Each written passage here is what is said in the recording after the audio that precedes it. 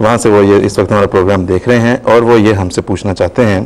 کہ حضرت مسیح علیہ السلام کی وفات یا حیات سے احمدیوں کا کیا تعلق ہے۔ انہوں نے کسی عالم دین کی یوٹیوب پر کوئی ویڈیو سنی ہے جس میں انہوں نے حضرت عیسیٰ علیہ السلام کی وفات کے ساتھ جماعت احمدیہ کا کوئی تعلق بیان کیا، غالباً وہ اس کو درست طور پہ سمجھ نہیں سکے، اور انہوں نے معترضانہ رنگ میں یوٹیوب پہ جو سنا وہ معترضانہ رنگ میں اس تعلق کو بیان کیا گیا ہے۔ تو اگر آپ ہمیں بتا سکیں کہ حضرت مسیح علیہ السلام یعنی حضرت عیسیٰ علیہ السلام کی وفات یا ان کی حیات سے جماعت احمدیہ کا کیا تعلق ہے؟ جزاکم اللہ۔ بسم اللہ الرحمن الرحیم۔ بات یہ ہے کہ حضور صلی اللہ علیہ وسلم نے حضرت عیسیٰ علیہ السلام کے آخری زمانے میں نزول کی خبر دی ہے، اور اس خبر کی وجہ سے بعض مسلمان بلکہ اکثریت مسلمانوں کی یہ سمجھتی ہے کہ حضرت عیسیٰ علیہ السلام زندہ جسم سمیت آسمان پر اٹھا لیے گئے ہیں، اور آسمان پر اس وقت زندہ موجود ہیں، اور آخری زمانے میں حضور صلی اللہ علیہ وسلم کی پیشگوئی کے مطابق دوبارہ آسمان سے نازل ہوں گے، اور 1400 سال 1500 سال سے مسلمان حضرت عیسیٰ علیہ السلام کا انتظار کر رہے ہیں کہ وہ آسمان سے نازل ہوں گے اور آ کے دین اسلام کو پھیلائیں گے۔ اور اس کے ساتھ ساتھ پھر یہ بھی کہتے ہیں کہ جب وہ آئیں گے، چونکہ حضور صلی اللہ علیہ وسلم خاتم النبیین ہیں، بعض اب تک تو یہ کہتے رہے ہیں کہ جب حضرت عیسیٰ علیہ السلام آئیں گے تو وہ نبی نہیں ہوں گے، لیکن اب آہستہ آہستہ یہ ٹرینڈ تبدیل ہو رہا ہے۔ ٹی وی پہ بھی بعض علماء نے آ کے اب یہ بیان دینے شروع کر دیے ہیں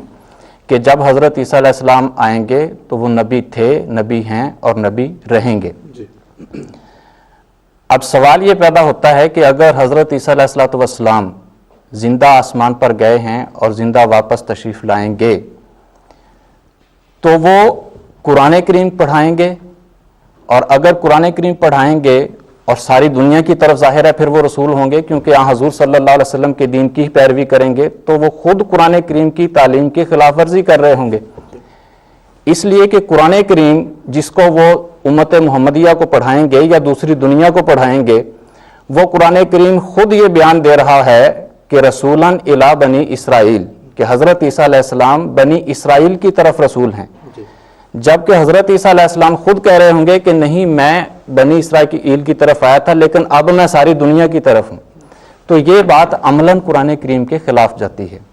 ایک بات۔ دوسری چیز یہ ہے، جب ہم قرآن کریم پر غور کرتے ہیں تو ہمیں معلوم ہوتا ہے کہ حضرت عیسیٰ علیہ السلام فوت ہو گئے ہیں، اور واضح طور پر متعدد آیات قرآن کریم میں ایسی پائی جاتی ہیں، احادیث ایسی پائی جاتی ہیں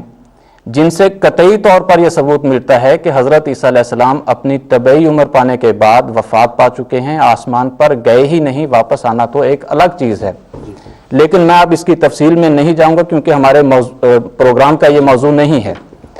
اب سوال یہ پیدا ہوتا ہے کہ اگر حضرت عیسیٰ علیہ السلام فوت ہو گئے ہیں لیکن دوسری طرف حضور صلی اللہ علیہ وسلم نے ان کے نازل ہونے کی، دوبارہ اس امت میں تشریف لانے کی خبر بھی دی ہے، تو پھر اس کا کیا مطلب ہے؟ جب ہم گزشتہ انبیاء کی تاریخ پر غور کرتے ہیں تو ہمیں ایسی مثالیں ملتی ہیں کہ یہودیوں میں بھی یہ عقیدہ پیدا ہوا تھا حضرت الیاس علیہ السلام کے متعلق کہ وہ زندہ آسمان پر چلے گئے ہیں اور وہ زندہ آسمان سے واپس آئیں گے، لیکن عملاً کیا ہوا کہ حضرت یحییٰ علیہ السلام تشریف لائے، اور حضرت یحییٰ علیہ السلام نے یہ دعویٰ کیا کہ وہ الیاس جس کا تم انتظار کر رہے ہو وہ میں ہی ہوں۔ در حقیقت حضرت الیاس علیہ السلام فوت ہو گئے ہیں، اور ان کے دوبارہ آنے کا مطلب یہ نہیں ہے کہ وہ جسمانی طور پر آئیں گے،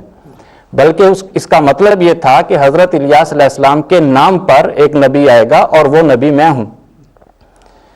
چنانچہ اس کے بعد حضرت عیسیٰ علیہ السلام تشریف لائے، حضرت عیسیٰ علیہ السلام نے بھی اسی بات کی گواہی دی۔ اس سے ثابت یہ ہوتا ہے کہ اللہ تعالیٰ کی سنت میں یہ چیز شامل ہے، جب کسی نبی کے متعلق یہ پیش گوئی ہو کہ وہ دوبارہ تشریف لائیں گے تو اس کا مطلب یہ نہیں ہوتا کہ وہ زندہ موجود ہیں، بلکہ مطلب یہ ہوتا ہے کہ آنے والے دور میں اس نبی کے نام پر کوئی دوسرا نبی اللہ تعالیٰ بھیجے گا، وہ اس سے مشابہت رکھتا ہوگا، اس مشابہت کی وجہ سے اس کو نام دیا جاتا ہے۔ اور دوسری بات یہ کہ حضور صلی اللہ علیہ وسلم نے یہ پیش گوئی فرمائی تھی کہ ایک وقت آئے گا میری امت کے لوگ بھی یہودیوں کے مشابہ ہو جائیں گے، اب یہ دیکھیں کیسی عجیب بات ہے کہ یہودیوں کے اندر بھی یہ عقیدہ تھا ایک نبی کے کہ زندہ آسمان پر جائیں گے اور وہ زندہ واپس آئیں گے،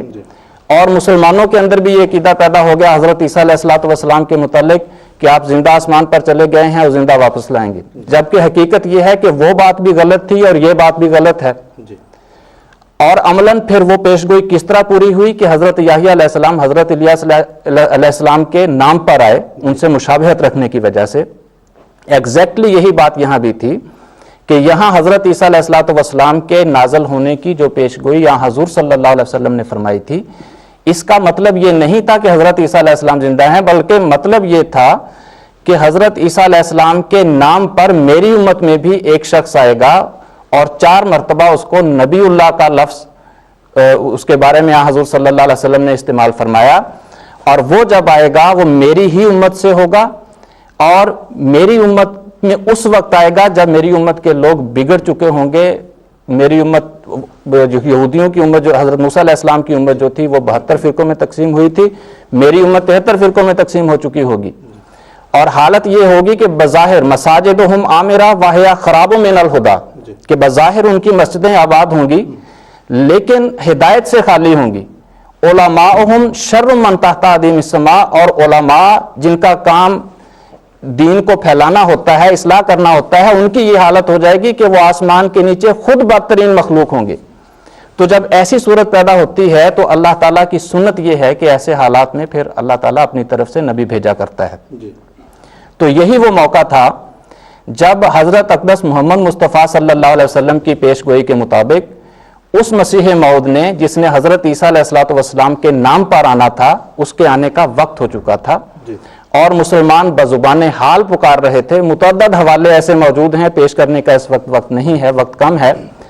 کہ مسلمان انتظار کر رہے تھے کہ وہ آنے والا امام جس نے آ کر آج اسلام کو دوبارہ زندہ کرنا ہے، کاش وہ اب آ جائے۔ چنانچہ ان پیش گوئیوں کے مطابق حضرت عیسیٰ علیہ السلام کے نام پر حضرت مرزا غلام احمد قادیانی علیہ السلام تشریف لائے، اور آپ کو خدا تعالیٰ نے اس زمانے کا امام بنایا اور آپ کو نبی بنایا، اور خدا تعالیٰ نے